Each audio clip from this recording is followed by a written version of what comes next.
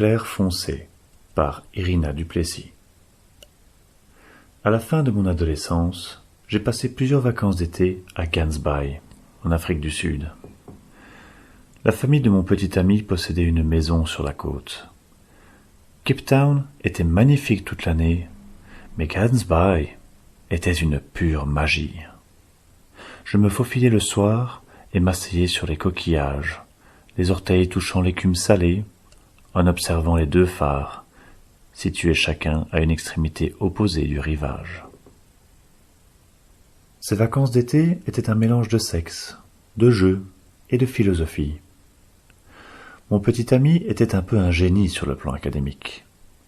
Sur le plan physique, il était moins impressionnant, mais toujours très beau.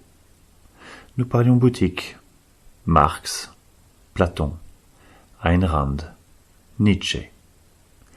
Explorions les grottes à moitié englouties, bébés pieuvres, coquillages d'ormeaux, et l'un l'autre. Nous avons débattu vicieusement, comme nous nous sommes embrassés passionnément.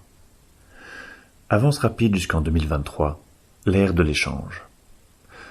Vous donnez votre esprit en échange de monnaie sociale. Vous ne critiquez pas, vous ne remettez pas en question, vous acceptez et continuez d'accepter jusqu'à ce que vous en débordiez. Le nettoyage se fait dans la pagaille. La réalité peut être remise en question, mais uniquement dans le cadre de la version de la réalité d'une autre personne. L'époque de la critique de la raison pure, Emmanuel Kant, est révolue. Nous embrassons maintenant l'absurde. J'ai toujours pensé que c'était une forme d'art. Ce qui me dérange énormément, en tant que philosophe amateur, c'est l'acceptation de l'ignorance. Plus précisément, l'acceptation de l'ignorance des autres sur le sujet dont ils discutent. Aujourd'hui, il n'est plus pertinent d'avoir une formation académique dans un domaine. Tout ce qui compte, c'est ce que l'on pense du sujet. Eh bien, je voudrais réintroduire un vieux concept appelé crédibilité. Posez-vous les questions suivantes la prochaine fois que vous vous lancez dans un combat intellectuel. Qu'avez-vous étudié officiellement? Qu'avez-vous lu officiellement?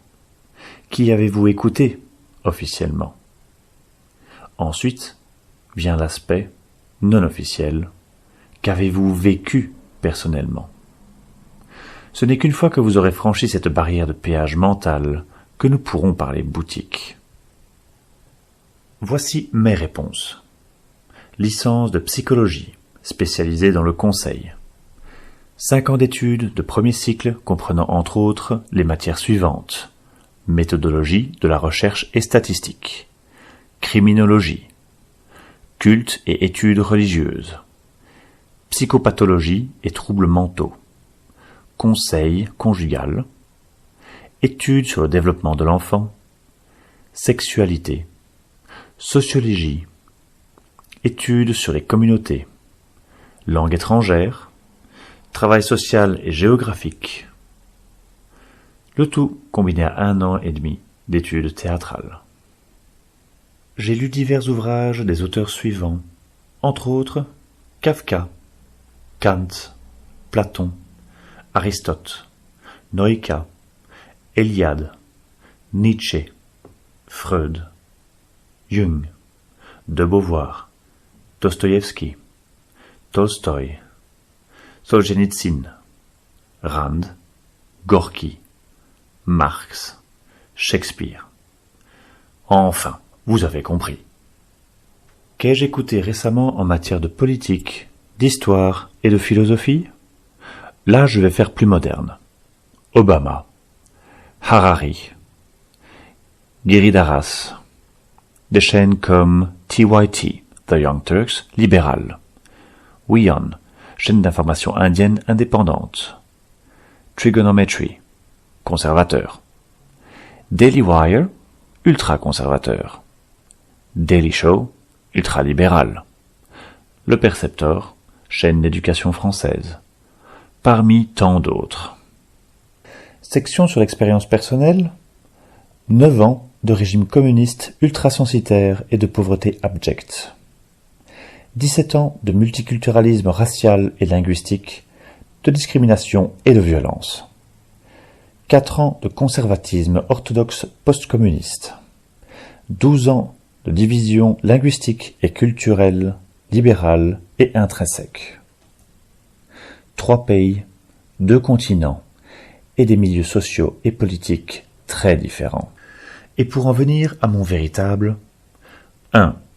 Le communisme est un système politique défectueux, bien que philosophiquement séduisant.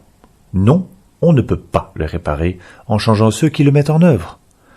L'idée de Platon était bonne, mais trouver ses philosophes leaders ainsi que leurs chiens de garde est utopique, au mieux. 2. Le capitalisme est intrinsèquement naturel, bien que peu attrayant en tant que philosophie. Oui, il est possible d'en atténuer la chute en le pimentant d'un peu de socialisme softcore. 3. Les troubles mentaux existent et ils sont à la fois sous-diagnostiqués et sur-diagnostiqués. Le problème, c'est le cadre et les programmes politiques qui le sous-tendent. 4. Le grand défaut du féminisme réside dans la mise en œuvre de ses principes ainsi que dans l'hypothèse de sa perfection en tant qu'idéologie. Je vous laisse réfléchir à cette énigme. Le racisme est une réalité qui a besoin de la loi comme arme fondamentale et défensive.